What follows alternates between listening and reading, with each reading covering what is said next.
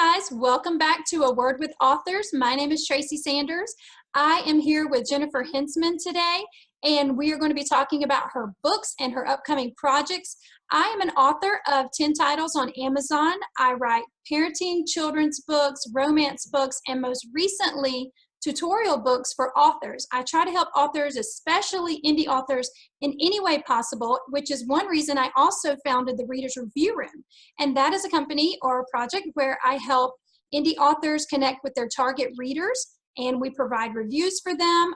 Our reviewers choose which books they want to read, and we also provide promotion for them and extra promotion. So there are lots of opportunities to help authors expand their brand, and we're all excited about that. Now, Jennifer and I met a few years back at a book club, and I remember being impressed when I read she had been spotlighted in the club one day, and this is a perfect example of what I've been saying about people connecting with people first, and then their thoughts and ideas, and then their products, because I remember reading about Jennifer being an in-home childcare provider, and I was as well for 14 years. And at that time, I felt like, oh, we have so much in common. I need to connect with her. And I did. And she has become a good friend since then. She has been featured on my blog before in my Fall Into Great Reads tour back in 2015. And now she's part of the Reader's Review Room. I am thrilled to speak with Jennifer Hintzman today. She's going to tell us all about her books. Welcome, Jennifer. Hi, thanks for having me, Tracy. So what type of books do you write?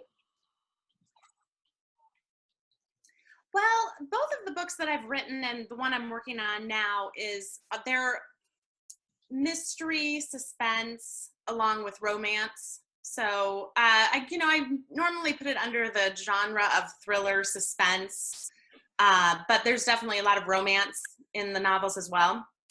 Like in the book Souls, right? That's the one I read, and it's like a light romantic suspense. Yes. Yep. That's Souls is probably more romance than my other two books so far, but yes, just like that. Yeah. And how did you get started in writing, in publishing, I should say? You know, most of us authors who've published a few books typically started writing back when, before we can even remember how to talk, seems like. So, but how did you get started in professional writing, publishing? I started writing. I always feel like I have a lot of ideas and stories in my head, just from the music I listen to. I get inspired by dreams or, things I've seen. But the way I got started was I just kind of started taking notes on a notebook of some of the story ideas that I had. And then once I completed Souls, I shopped around for traditional ways to publish, like getting a literary agent, that type of thing, but wasn't really getting much of a response. And that's when I discovered the self-publishing. And just kind of investigated that a little more and realized how many people do that and how there's a lot of help out there and there's ways to do it. So I went ahead and I tried, and it worked out pretty well. It was fairly easy to get that started, but there's a lot of challenges with it too, of course, but it worked out. That sounds pretty much like most authors get their start in publishing. I definitely did. I followed that path. We always start with the traditional agents and publishers, and when that route doesn't work out because they're so particular about what they take. And by the way, they don't necessarily take what's great. They take what they think can sell. And as you and I both know, and anyone else knows, that stupid stuff sells a lot of times, contradictory stuff sells, whatever will bring that mighty buck. So that doesn't mean that all the books that out there that have been traditionally published are great books. I have read many flops, I can tell you that. Yes, I agree, totally. And I've discovered a ton of wonderful, great books from indie authors, hooking up at the Reader's Review Room, as well as some other book clubs on the internet and things like that. And it's been great because, like I said, I've discovered a lot of great authors. Definitely. And most authors definitely start with another type of career, before they move into full-time writing. So we'll discuss yours a little bit. And you've been in family childcare for how long? 12 years, and I'm actually going to be moving on to something else in just a couple days now. So kind of wrapping that up. It's sort of bittersweet. I love the kids that I watch, and it's been a lot of fun and great to be home with my kids while they get a little bit older and are able to be more self-sufficient and stay home alone and things like that. So it's been a great way to make a living up until now, but I'm ready for a change. So I'm gonna try something new and hopefully fit in some more writing. It's been kind of crazy busy lately, so I haven't had a chance to work too much on it, but I'm excited to finish my current project. It's always good to try something new. But I already have the answer to this because I dealt with these challenges myself. But maybe tell our audience what types of things you did or how you were able to manage to find time to write with all these little people around you every day. Well, it was challenging, that's for sure. But most of the time, especially during the school year, I had small children that took naps. So, there was usually, I could carve out at least 2 hours each day. And when I felt like I was really on a roll or I had the story going crazy in my head, I just sat almost the entire 2+ hours while they were napping and just sat and typed and typed and typed. And then fortunately, my husband is real supportive. So he coaches our boys quite a bit. So like in the evenings, there are a lot of evenings where he and my boys would be gone doing some sort of sport at practice or things like that. And again, I just tried to carve out that time as well. And then usually I always read before I go to bed. But again, when I'm writing or I've got something that I need to get out, and instead of sitting and reading before I fall asleep, I'll sit and type before I fall asleep. So it was like, an hour here, an hour there, 2 hours here, 2 hours there. But some of the stuff that I've done just sort of writes itself. So it's real. I don't want to say easy, but like the story just came out and sort of wrote itself. So, so that helps too, because, the 2 hours can be spent the entire time, typing and finishing the story. And, a lot of times I was excited to see what was going to happen to the characters next. So, if the kids were sitting and having a snack, oh, okay, well, let me just do this conversation with them really quick, or whatever, while they're typing. So I just carved out the time when I could, but the nap time definitely helped. Yes, nap time was my Zen time. I don't know about you. It sounds like it was. That's like precious time. Do not knock on my door. Do not be a salesman. Do not bother me during nap time. Well, plus, I'm sure you will agree, because people ask me that question all the time. How in the world do you find time to write books? You become a great time manager when you watch little ones. Do you not? I think so. And, with the kids, what I've noticed too is they really like a schedule. They really like a routine, which helps me because I know exactly when I can do what. I know that at 11:30 we have lunch, or, I know by 12:30 everyone should be laying down and in bed. I know by, 2 to 3 or whatever, they'll be waking up and we'll need a snack time. And, so it was great for them, but it's great for me too, because I have my entire schedule laid out as well. Exactly. So, that does definitely help. And that was a key for me as well. So let's move on a little bit and talk about the industry. So who actually are your traditionally published author influences? I was actually watching Oprah one day. It sounds kind of silly, but she was interviewing Stephenie Meyer from the Twilight series. And the way she was talking about it, I mean, they were making movies, they were doing all this stuff. She was, a best-selling author. And she was just saying, I was a stay-at-home mom, I think, or she was watching kids kind of like me. And she was like, well, I had this dream and I sort of wanted to see how it ended. So I decided to write it down. And so I started writing a story, just kind of saying, well, why not me? Why not? Why not? And she'd been so successful and obviously is famous now and, has all those books and movies and things like that. And I guess that particular day, it just sort of inspired me, like, well, yeah, I'm kind of like her. I'm at home. I've got kids. I have these stories in my head. I've written stuff down. I've done poems, things like that. And I just thought, well, kind of the same as her. Why not me? if I have a story to tell, I mean, it doesn't mean I'm going to be a best-selling author or have my books turned into movies, but it was fun to write. And I figured, why not use it as a nice creative outlet? I can actually, relate to that as well, of it being your outlet.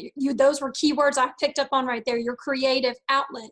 So it's an escape from the stuff that you do every day, whether you do childcare or you do accounting or whatever. It can be a huge escape to be able to write something and create something from nothing, right? Yes, absolutely. Yeah, I do have a creative side to me, and it's a great outlet, great stress reliever. It's lots of fun. So yeah, I just figured, why not? Well, cool. What about indie authors? Any influences there? It wasn't until I was actually done writing my book that I discovered indie authors and self-publishing and stuff like that. So there have been so many authors, like I don't even know if I could name them all, but that have all just been so inspiring with advice, with their stories, their books, blogs, things like that. I think I just sort of discovered a whole new world. I mean, there are so many inspiring people, including you. You have done so much with your brand and your books and your blogging. You've turned it into a career, and that's really inspiring. So it's just great to see other indie authors have great success, and I'm so happy to support many of them, because it helps me too. So I don't know if I could really name just like one person or a particular person, because there are so many. Yeah, I agree. And to me, being part of different entities, different book clubs, different Facebook groups and things like that, you just draw inspiration and creativity from all different sources, correct? Oh, yes, absolutely. I wasn't a real big social media person before I started publishing books. I mean, I was on Facebook and things like that, but yeah, it's like a whole new world. It was really like a whole new world to discover all the places that you can find information, that you can find help, that you can read and discover new talents, where you can showcase your talent. So yeah, it's been really great, and I'm so glad that I've learned a lot more about um, the social media. To me, it's like a necessary fun evil, because we like it. We enjoy connecting with other people because we are that, by nature, humans are social beings. But it sometimes can be overwhelming, it can be confusing, and it can really suck our time, right? So what social media platforms do you prefer, and how do you maximize your time on them? My preference would probably be Twitter and Facebook. I use those both quite a bit, and they're both, I feel like, very user friendly and can reach a lot of people in a very short amount of time, an easy amount of time. That's also where I've met a lot of other indie authors and have been able to learn from them. So those two platforms for sure are the biggest. And, I think especially with Twitter, I mean, even if you can carve out 10 minutes of your day to just kind of go in, connect with a few people, check your notifications, see what's going on with, you can follow the certain hashtags, like, if you're in a book club or looking for covers for books, anything like that, just hashtagging and being able to see all of the activity that's going on in one spot about a certain subject makes it really easy and little less time consuming.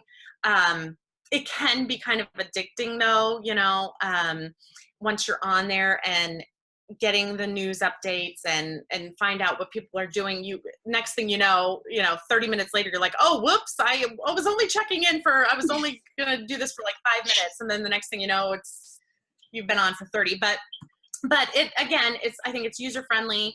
I think it's easy. I think it's a great way to connect with millions of people. And if you can just even carve out a few minutes each day to do it, I found that that's been very successful for me.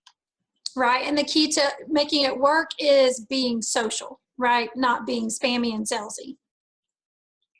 Exactly. And I found there's been so many supportive authors and editors and publishing and bloggers and things like that out there. So, I'd love to be able to return the favor and spotlight things that I've seen, things that I've learned, and, books that I've read, that type of thing. Definitely what goes around comes around. So it's been a great win-win for me. Yeah, I agree. So speaking of books, why don't you go ahead and show us the covers of your books? Do you have them handy? I do. They're right here. Can you see them? Yes, they look good. They're Souls, which was my first. Yeah, and then Angel of Death. That's my other one. Those are the two books that I've published. I've written some things on blogging, and I'm working on another book right now. But cool. Speaking of, what are you working on right now? What's coming up for you? Well, it's another novel, kind of the same genre, suspense thriller with a lot of romance in it as well. And it's about a girl who is in a band. So music was definitely my inspiration for this one. So it's, I'm close to being done. I just can't quite figure out how I want it to end. So I've sort of been not working on it too much lately. I gotta think it through more, but yeah, I'm excited to get it done. So we'll see. That's cool. Have you happened to read Stephen Gee's How to Outline, the how-to book, How to Outline? Oh no, I haven't. I know what you're talking about though. Mm-hmm. No, it is a I haven't. fabulous I haven't used. Wow. Okay. Mm-hmm. Well, hey, I might have to give that a whirl then. Because yeah, I feel like I've been stuck for quite a while. In fact, I have a couple friends that are just, they read a lot, so I kind of give them what I've got going on, and they've been waiting for the ending for a while. I feel kind of bad. They're probably going to have to reread the whole thing once I finally get them the ending, but yeah. Yeah, that's always a daunting question too. How's your book going? I'm like, I don't know. I'm stuck. I don't want to tell you that. I'm a fabulous writer. I've got it all under control. Yeah, I know. Right, exactly. So before we go, what is the best way for people to find you and connect with you? I am on Twitter at Jenny with a Y, Hinsman 1.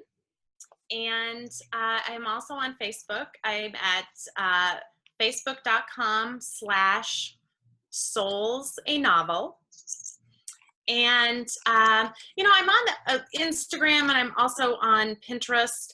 I do have a blog as well on WordPress.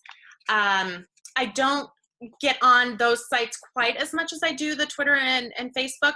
And then my books are available on Amazon. They're free if you have Kindle Unlimited. So definitely check that out.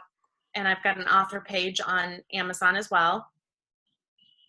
Okay, cool. Now that you've told me that, I need to go back to the Reader's Review Room and edit your page to be able to include those on the Kindle Unlimited page, because I didn't know that. We have a new Kindle Unlimited page to where our visitors can go find books that are listed in Kindle Unlimited. So that's kind of cool. Oh, okay, great. Oh, okay. Yep. Yeah, and I'll send you all those links, when we're done. Oh, great. Okay. And the very last thing is, what is one piece of advice you would offer any aspiring author? I would say to write what you like to read, because I think it makes it a lot more exciting. I think makes it a lot more fun when you're able to create a story that you're going to like as well. That's about it. Definitely. I agree. It makes it more authentic, right? Oh, for sure. Well, thank you so much, Jennifer, for hanging out with us today. I know we had a few glitches here and there, but we made it through, and we cannot wait to post this on A Word with Tracy, and it'll also be on YouTube, and I'll share it on Facebook and Twitter and everywhere else that I'm a social being. But we appreciate you hanging out with us. I'll let you get back to the kiddos, and have a great day. Thank you, Tracy. You too. Thank you guys for hanging out with us today at A Word with Authors. I will be watching the indie community to find out who is being supportive, who is helping their fellow writer out, and perhaps you'll be the next guest on my show. Take care.